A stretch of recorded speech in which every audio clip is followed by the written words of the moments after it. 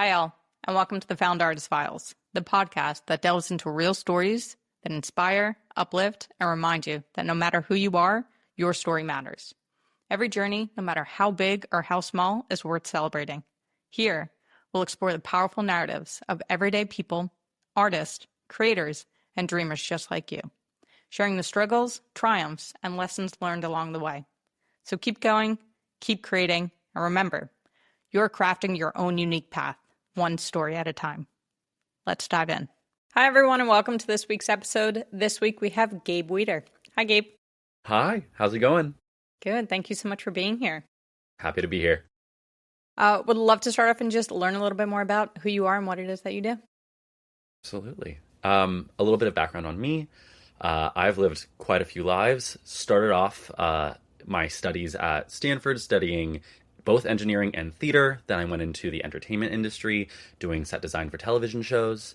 Then started my own startup in the mental health space. And now I'm in venture capital and looking to actually circle back into the entertainment industry. So happy to hit any and all of it. Any and all of it. Good. That's exactly what we're going to do. Going back to the beginning, so how did you really start your journey into the art space? That is a really great question. I think as I was growing up, I had older brothers who loved theater, and so I always grew up going to their plays and their musicals, and I fell in love with it. It's really funny because neither of my parents can do any sort of performing. My mom has stage fright. It was not a very common thing in my family, and yet me and my brothers all just had a knack for it. And so did theater all of high school, and then the interesting thing was I always felt like I had two different sides of my brain, both like the logical, mathematical parts of things and then the creative side, which caused me actually in college to study both mechanical engineering and theater because that was just how my brain worked. My engineering degree had a focus in product design. The reason why I chose that degree was because it was really special. It was a mix of psychology, mechanical engineering, and art. Because what they really wanted you to know is how to find a need and how to psychologically understand what that is fulfilling, be able to create it and build it mechanically if that's necessary, and then how to make it look pretty with art. And a lot of the classes also had improv stuff in them, and that was a class that I had to take for my theater degree too. And so I would oftentimes be in back-to-back classes with improv and theater, both for my engineering and theater degree, which was really fun. And I also love that, one of the things that you touched on, which not a lot of people also think about, is the fact is, going back to Rick Rubin's book, it's like we're all creatives in every sense of what it is that we're doing as human beings. And for you to have, a logical, but then also an art side, but, really, focusing on both engineering, that's still a creative. And just even thinking about it and saying that, right, from a product design, that people don't realize how creative that actually is. 100%. And truly getting into the actual creative part of it is that one of the things that they really impressed upon us is it's all about stories, no matter what you're doing. And that was really what got me.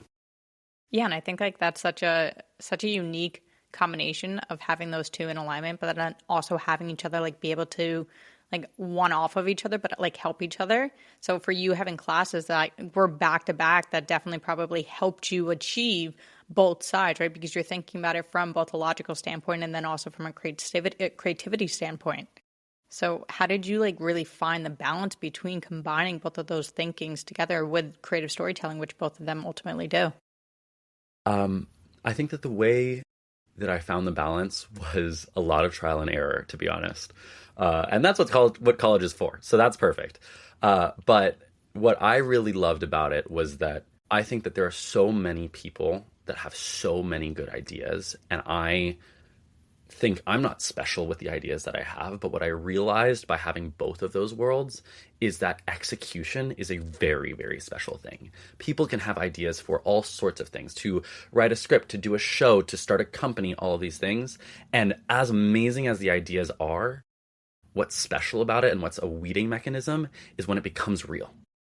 And that energy is so special. That's what I'm addicted to, which is why I've been both in the theater space and the entertainment space and the startup space, because that energy feels very similar. And I think that creative, even just that first step is the thing that sets you apart from so many people who have great ideas and never do anything with them. Yeah, absolutely. And how do you really be able to to know which one that you want to be able to kind of move into execution with, right? Whether it's more of that logical sense or more of that creativity sense. I honestly think what I have learned, and it could be right or wrong, is it doesn't really matter. The thing that I hold to is the fact that if you show up every single day, if you are consistently showing up, it will lead you to where you are supposed to be. I'm going to be really silly on this, but there's a quote, Walt Whitman quote, that I absolutely live my life by, and I will badly paraphrase it. But it's basically the idea that if you look at a ship as a metaphor for your life, and you are sailing this ship, you are captaining this ship, and you are going against the wind, and when you are sailing, you have to tack, which means sort of making a zigzag against the wind so you can still go forward. And as much as you go left or right from your path, the farther and farther you go away from it, the more it turns into a straight line. So no matter what different choices you're making, if you just take a step back far enough, it will always show you a straight line. And that is a really just lovely metaphor that I think about a lot. Wow, that really just I'm like so zen just by listening to that. I was like, wait, that's actually so comforting to like know exactly like it's, and that's the one thing too, is I think like from a creativity standpoint, it's like we also get so caught up in our heads from being like, we have to do it this specific way, but it's also the beauty in just letting things happen the way that they're supposed to happen. And, you talked, about having both sides of the brains and like being able to utilize both of them in such a beautiful way to complementing one another. Have you ever found ways opposite of that, of like where some of your brain from the logical standpoint and creativity have conflicted against one another? I think definitely. And I think that that's also like the self-saboteur of it all is especially, I actually think it goes both ways. I think most people understand that the logical saboteur can take away the creativity, where it's like, oh, this creative passion of mine or this creative idea, oh, it's never going to work. Nobody's going to be interested in it. All of these things that you can like measure and factor. And in the other side, the creativity can also sometimes sabotage the logical points where you're sitting and you know that you need to do some sort of execution that is not creative at all. It is just pushing buttons. You have to get through it. And the creative part in your mind just rails against that. And I think a lot of that is something that you need to learn growing up. It's one of the reasons why I think having like a liberal arts education is also so important, because the amount of times I had to get through a physics class or a math class that I knew I would never, ever use, but it's sitting down and having to do something because somebody told you to is such a good mental training, I think. Yeah. And for someone who has had experience, combining both of them and going back to your experience in college and you actually directed a play while you were in college, I want to learn a little bit more about your approach to even pitching for you to be the director for this. Yeah. So I actually have a very funny story about that, because I was very young when I was pitching that. I ended up becoming the director of Chicago, the Big Spring musical at Stanford, that is known to be one every year, and it is put on by our largest student group, which is pretty much the main theater that we have on campus, and it is heavily funded, heavily staffed. I think normally the company is around over 100 students altogether working on this project, and it is usually helmed by the director. And that director is usually a senior or a grad student even. And I was a freshman. And I applied for this role. I thought it was one of those things where you apply and you sort of apply every year. And so by the time you're a senior, they're like, wow, he's applied every year. He's really passionate about this. Let's give him a shot. And so I knew that I love Chicago. It's one of my favorite movies. It's one of my favorite musicals. And I just sort of sent in an application so that, like, as a freshman, so that I could direct it my sophomore year potentially. And I got an email back and they were like, okay, we really like this pitch of yours. We want to see you in person and give you an interview and all of those things. And what my idea was and how I originally approached it was that this was a show that I really loved. And I know that the best thing that I could bring to it was my perspective and how I read it, how I read the characters, especially also with my penchant for mental health. It was, what does the characters' inner world look like? What is psychologically going on in this show that makes me root for this character? And so a lot of that was put into my pitch. I can go into that if you would like me to. Yeah, I mean, the one thing that I love about that is, and I think is so important with with just art in general, which I think that a lot of people are definitely looking for, is having that more of that representation, that feeling that you were able to provide and be able to be like, this is how I'm feeling or how I want it to be seen or how I want it to feel from like a consumer standpoint or from a viewer standpoint. But would love to learn a little bit more about what it is that you said. That is so interesting. It makes me think about a whole lot of different things. One thing that I want to go back to, though, that I realized that is sort of a thread through this is that I didn't think that my pitch was perfect. I put it out there specifically because I didn't think it was perfect, and I knew, I'm just a freshman, you're never going to give it to me. So it's very much in line with that. An idea is great, but once you put it into reality a little bit, you tell people about it, you create something, that is when it becomes magical.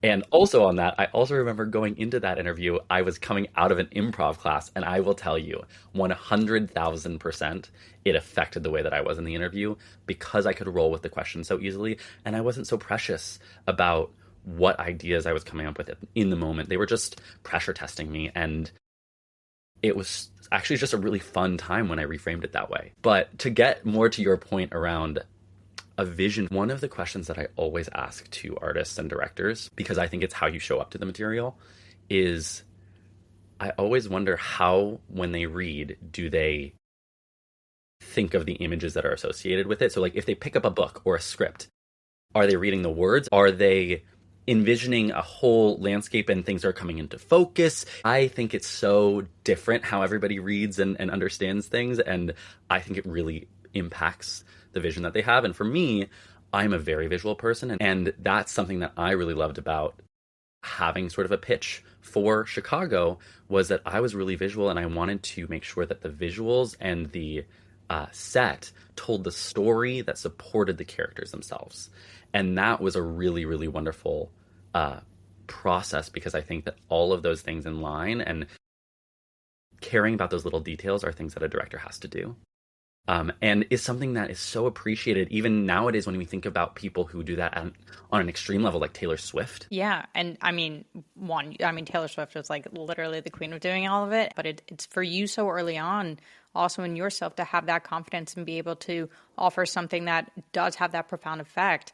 And for you wanting to have design and lighting to really have a presence of itself, what was that like for you to even be able to convey that to other people? And did you know that you wanted it to really act as ultimately like another protagonist itself into the story? Yes. So one, I think I was just incredibly lucky at the resources that I had. That first and foremost. But I think for me, a good story, which I know that Chicago is, will naturally have elements that work together because it is a good story. Chicago obviously is very famous, is loved by so many people. And so it just felt very natural that all of these things could align because there was such a power to work with in the center of the story.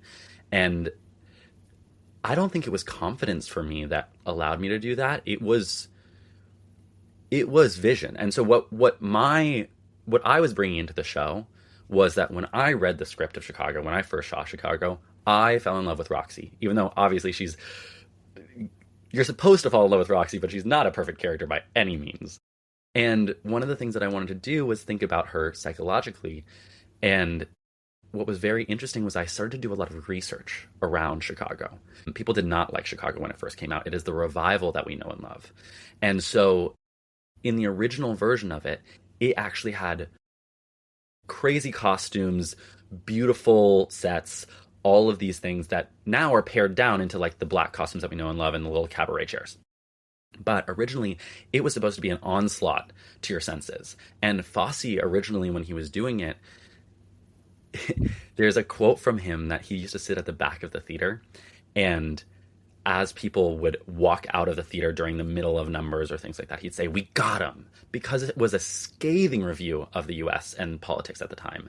And what I realized was I was directing this right as Trump was getting elected.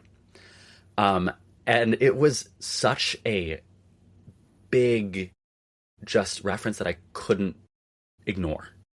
And I knew that this story had something to say in that realm. And now my aesthetic to it was, maybe we're back to being able to understand what it would mean to have it thrown in our face again. because with social media, with all these things that are constantly getting thrown in our face, I think we are desensitized enough to get the original version again. And so each number is a different vaudeville set. And what I said was, imagine if you were Roxy. And in the story, it starts off with her killing this man that she cheated on her husband with. And imagine the trauma of that. And imagine if all of these mystical visual onslaughts to the senses were a way that she was trying to explain her world of being put in jail, going through that trauma. And so the way that I then layered the lighting and the sets was, what if every scene that we see her in that's just a scene is her real life? I've always been a fan of the quote that when emotions get too big in a play, people start to sing and it becomes a musical. And in this, I wanted to sort of inspect that. This whole show through her eyes is what I wanted to show people, is what does Chicago look like through Roxy's eyes. Yeah, and one of the things that you ultimately said, which without saying, is that you took the risk. And I think like wanting to take that risk on something that people were not used to seeing, but were comfortable seeing a different version of it and bringing something back into life just showed like such a powerful side to it. Can you just flesh out a little bit more like how you use design to visually really represent Roxy's psychological state? Yeah, so I think that there's so much work that goes into design, and every single thing that you put on to stage, and also in my work in the entertainment industry and television, everything that you see on screen is meant to be there because somebody had to put it there, which was just fantastic to learn. One of the things that I was really careful about is that there were so many little moments that I really wanted to hit on, which was that transition from the real life scene into these fantastical musical numbers with Roxy. And what I did was I put in a lot of things like tearaway costumes, revolving doors, revolving sets. And so, for example, there was an LED light wall that we had built. And whenever a musical number started, you could see that there would always be an entrance line of something triggering to her, whether it's, oh my gosh, you could die, and Billy Flynn saying, well, I can make sure that you're safe, and that emotion rising, or her understanding that she had actually killed someone and now she has to sing a song about it. All of these moments of realization were also paired with oh my gosh, a costume gets ripped off of her, and underneath she's wearing a sequin gown because she's a cabaret performer. And that feeling of being transported was really interesting for me, as well as throughout the show. There is a really big cadence of musical numbers where they get bigger and bigger and bigger. And the big number where she finally gets acquitted is Razzle Dazzle, which, again, even by the name you can tell, it's going to be the biggest, flashiest number. And then everything sort of fades away because she's safe now. She gets acquitted and she's no longer the center of this attention. And she can finally start dealing with the trauma of, okay, I'm safe now. I don't have to have these coping mechanisms anymore. And I had all of the lights, all of the color get drawn away from the stage so that she was left just in this bare sort of scaffolding, sitting there saying, basically singing Nowadays, which is just a song about the fact that can all go away so quickly. And to be able to tell that through color and through the set, and through that character, I think made it much more approachable because you see this show through a person's eyes rather than just a flat story on its own. Right. And one of the things that you even just mentioned was the fact is like the power of design and the power of art, which I mean, the power of lighting and design, which I think that sometimes people overlook, or that they don't really pay enough attention to the actual design, which, you know, again, like you said in the beginning, is that everything that we see is intentional. And it has meaning and it has a story of its own. And you did touch a little bit about TV and film. How do you think that production design is different from theatrical productions versus TV and film productions? I think at its heart, it is very similar because it is, how do I take this story that is words and make it into visuals? And what is my as the director's take on that? As well as all the costume people and the set designers and all of these things. But I think one of the main things that's different is with a change in medium, one thing that you have to understand is the limitations of the medium, which I also think makes theater really interesting because you have to think about things very much outside of the box, because you don't get to change locations 7 times to do a like crazy music video style cut jump to like different places. You have normally either a proscenium, or you're in the round, or there is a physical space that you are in. And it's like, how do I show that we're in different places? Do sets fly in and out? What does that feel like? Do sets come up from the ground? Do they come in from the sides? All of these things actually feel materially different. Or is it just a change of lighting?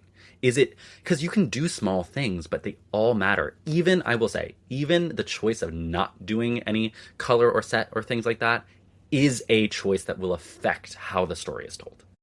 It is a conscious choice that you're making. You cannot be exempt from that as an artistic person. And it was then very cool to see what you could do with like a larger budget, like some of the shows that I worked on for like Lionsgate and for HBO and for all of these people. Like, for example, there are so many tricks that people don't realize where, for example, every steel beam that you see, like one of those, like you're in an industrial loft and it's like there's steel beams on the ceiling that have like these grommets on them and all that stuff. It's just wood painted gray and like has like a little bit of texture on it. And to our eyes, as it is caught through the camera, it looks exactly like steel. And just these little tiny tricks were so interesting because people think about them and think about, if I want this feeling and I can't get the actual material, what can I do that will substitute? And so in both ways, both the limitations of being in a physical space and the limitations of money or time or being able to light something, all of it is problem solving, which is, in a sense, need finding, which is what I also studied. And that is what I really love about the combination of those two things. What would you say is one of the most underrated things about production design that audiences may not even be aware of or notice, but that do actually make such a huge impact? That is a great question. I will say, I'm going to cheat and do 2 things. One is that you have to always understand that if you are in a quote unquote small room, or like a small feeling space and you're in a movie, or it's trying to show a small feeling space, there still has to be room for a camera, the camera crew, these things that go in and out. If you're in a house, you have to actually design, like at a certain level, production designers have to think, okay, this whole wall can come in and out because a camera might want to have to do a shot from the left side and they're sitting against a wall. So that wall has to disappear. And all of these things have to be built to be able to be taken out, put back in. Every door, every window, every toilet, especially in a bathroom, is usually attached to a wall that can pivot out so a camera can come in, if you want the other angle. But the other thing that I will say is that there is such a sense of not just portraying something accurately, but portraying the sense of something. Yeah. And I mean, one of the things that you just touched on was like the accuracy of being able to actually portray a situation. So how do you take like historical representation accuracy and be able to actually implement that into a production design? Yeah, it's a lot of research. A huge amount of research for every project that I was ever even a part of. Usually, especially because I, like, starting as a PA, my main job was researching the heck out of every historical place or reference photos or anything that I could find that was a sense of what this space wanted to be. And before we kind of transition and segue into your entrepreneurial, I want to just see from your experience, like for directors who are not familiar with the power of lighting and production design, really, what advice do you have for them to start thinking about it, or how to even start to incorporate it? Yeah. One, similar to the theme that I guess we have for the day, is it's never too early to start. Just play around with it. Just make it real. If you're thinking that this scene that you're envisioning might be good in a blue light, figure out a way to make it blue. Get something that's sort of like, get a blue Gatorade bottle and shine a light through it so that it shows up on the actors, and see if that makes you feel the way that you want it to. And if it doesn't, you've learned something. And yeah, I would say also just don't be afraid of it. All of these tools are there to help you. And like I said before, the decision not to use them is also a decision. And so if that's what you're happy with, that's great. But make sure that that is an intentional thing. So harness it. Yeah. Have fun with it. Love that. Always have fun. Always be willing to challenge yourself, see what works, see what doesn't work. And look, at the end of the day, you tried. And if it doesn't work, it doesn't work. But at least you tried. It's that improv mentality. It's the hold on tightly, let go lightly sort of. It matters so much to you in the moment, but at the end, if it doesn't work, it doesn't work. It's fine. And you don't know until you know. Exactly. Transitioning on over to entrepreneurship. Yes. And kind of the intersection. So how does entrepreneurship intersect with your experience with directing? It truly intersected more than I ever thought that it would. Because first of all, I would say just the underlying feeling of creation. For a director, you have this idea, which is the script, and you're bringing that to life. And you are sort of the master of this vision, and you're getting people to come on board to see this vision and understand what it's about.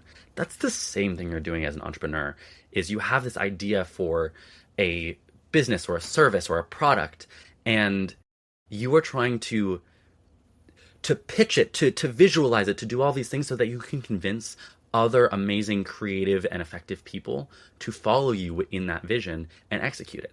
It's the same sort of energy. And one of the things that I really loved about both of them is sort of navigating ambiguity and what that means, and how you just need to take one step at a time and go forward. And that will lead you to so many wonderful places. But objects in motion truly stay in motion. And if you don't do that, if you are stuck, it is really hard to get that activation energy going again. And so that is my tip to anybody who's either starting a business or being a director, is just play with it. Just put something into reality. And so how did you even get into your energy kind of flowing back into the creative space now that you are going from entrepreneurship back into the creative leadership space? The way that I did that was, it was just, so after I started my company and then I left and I went more into like the venture capital route, I found myself doing a lot more work that was more logic-based, more mathematics, more execution. And again, like as I was saying before, the creative side of me was like railing against it. But I sort of took a moment, because I think at any point in your life you have to look back at the decisions that you've made and sort of reflect on where you are and where you want to be. And in those moments, I realized that it was the creative world that was really fulfilling to me, and that I could bring so much more of the skills and execution to that world again and really set myself apart, and not only use the skills of creativity that I love, that I missed so much, but also find ways to use the executive skills and the ways that I now communicate, the ways that I think about now understanding how to fund a project, which I never would have thought of before if I was purely creative. How do I both create a project that is true to my vision, but also explain it in a way that makes sense to people who have the money to create this, so that I can actually propel it forward and take that step. Yeah. And I mean, that's one of the things that, you and I have definitely aligned on in the past, is that, I started in the film and the TV space as well. And then I myself switched and went on over to the startup world and went into marketing, and really wanting to see what it was like being on more of the entrepreneurship side. And now coming back and immersing myself back into the space, we're able to see it from a completely different perspective. But, back to the beginning, is like, we're all creatives, so it doesn't matter. And like, we were just being creatives in different lanes. And now to come back into a world that does really align with our passion and our purpose and just like our destiny in general. And so I'd love to learn from like you and your transition back, like, and just like your whole new perspective on this space in general. What's sort of the biggest lesson that you're excited to bring back into your creative work? I think the biggest lesson would be that you just need to start.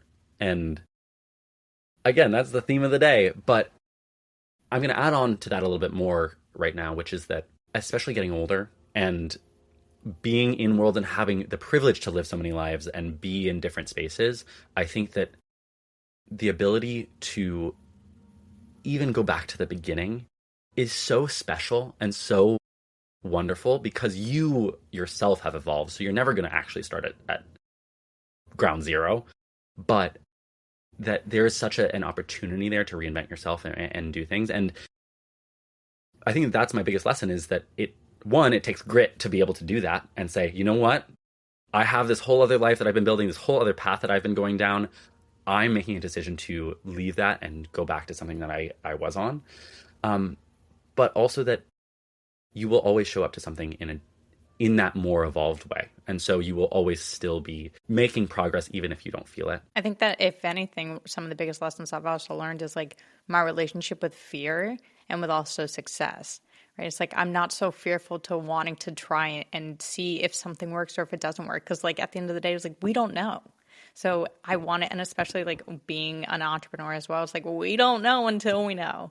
But then also for success, it's not about validation from other people. It's like, how am I feeling? And that's the key that so many people give away to other people for what success is they look for it externally, when in reality, it's all about internal. Mm-hmm. And that also reminds me of one other thing that I've learned. The idea that all of these companies that feel like monoliths, the Googles of the world, the Microsofts of the world, the DoorDash and Sephora and literally whatever products or things we have, everything that we know in the world that has some sort of company name to it, started with somebody who didn't know anything about anything, literally nothing, and just went out to try and do something.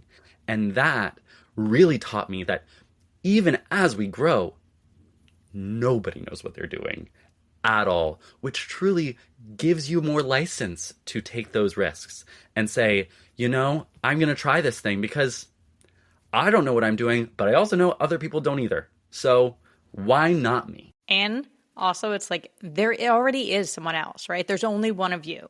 So Totally. Why not be the main character of your entire life? Like, if you want to go out and do something, if you want to be someone, like, be it. Like, no one's stopping you. Always be you. And going back to the very beginning, of course, what was your childhood dream and how does it fit into where you are now? What's interesting is my childhood dream.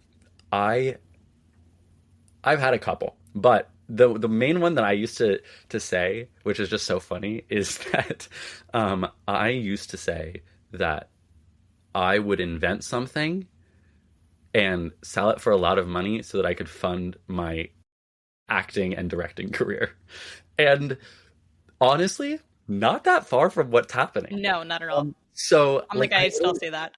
Well, I'm so excited for everything that you are going to accomplish, everything that you're going to create. And thank you so much for being here. Thank you so much for doing this. Thank you so much for being you. And to everyone at home, always be you. Thank you so much, Rachel. It was such a pleasure to be here, and I cannot wait to see all of the wonderful things that you do. Thanks for listening. Did you enjoy this week's journey? So do we. So head on over to our YouTube channel where you'll find an extended version of this week's episode. And don't forget to give us a follow on all of our other socials at NextFoundArtist. Also, head on over to our website, nextfoundartist.com, to find and watch independent films from your next favorite artist.